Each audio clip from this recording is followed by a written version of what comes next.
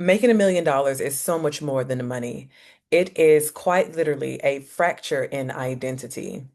And this is why some people go on to make a lot of money and others just simply repeat the same cycles year after year.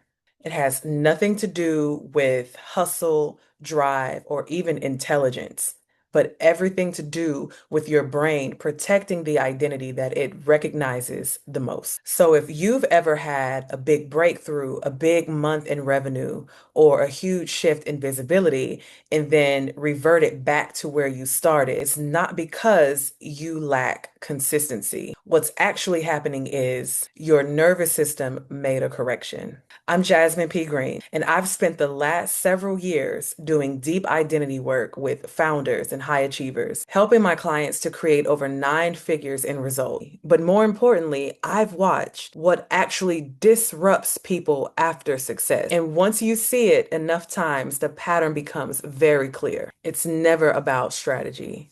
It's all identity. Your brain has one primary objective: to keep you consistent with who you believe you are. Not happy, not fulfilled, not successful. Consistent. Because to the nervous system, consistency equals safety, which means your brain is not optimizing for growth. It's optimizing for familiarity. And neuroscience backs this up. There's a neurological bias called self-consistency bias. And what that means simply is your brain will unconsciously reject experiences that contradict your self-image, even if those experiences are positive. So if you see yourself as someone who's always rebuilding, always figuring things out, or almost there, then sudden visibility, sudden ease, wealth, or expansion feel incorrect to your nervous system. And when something feels incorrect, the brain doesn't pause to evaluate it. It corrects it. This is where people tend to really misunderstand what's going on. Because correction doesn't always look dramatic. It doesn't casually look like blowing your life up or consciously self-sabotaging. A lot of times it's quiet.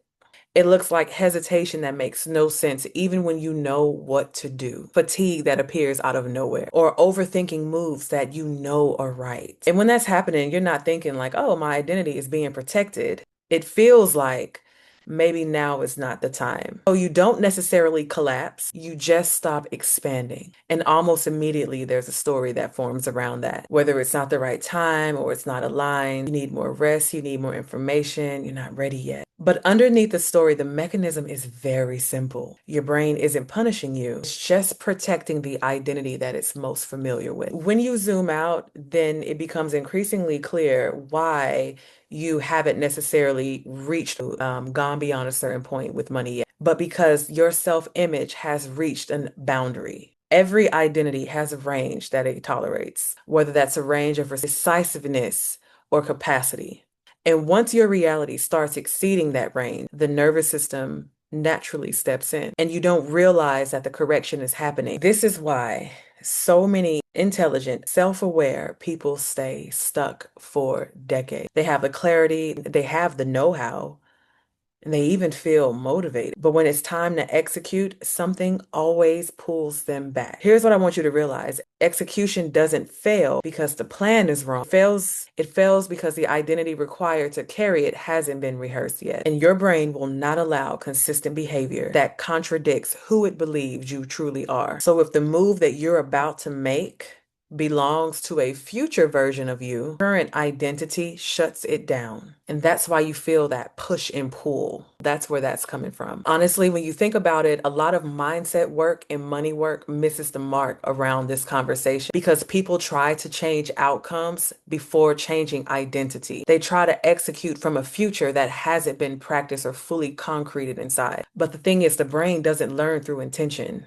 It learns through repetition, rehearsal, not wishful thinking, not force or pressure, repetition. Who you are being emotionally, how you decide, how you respond to challenges, and how you hold capacity. And whatever identity your brain rehearses the most becomes your limit. It's interesting because oftentimes we can replace information with integration, and it just doesn't work like that. You can understand your patterns and still repeat them because understanding something doesn't update the identity.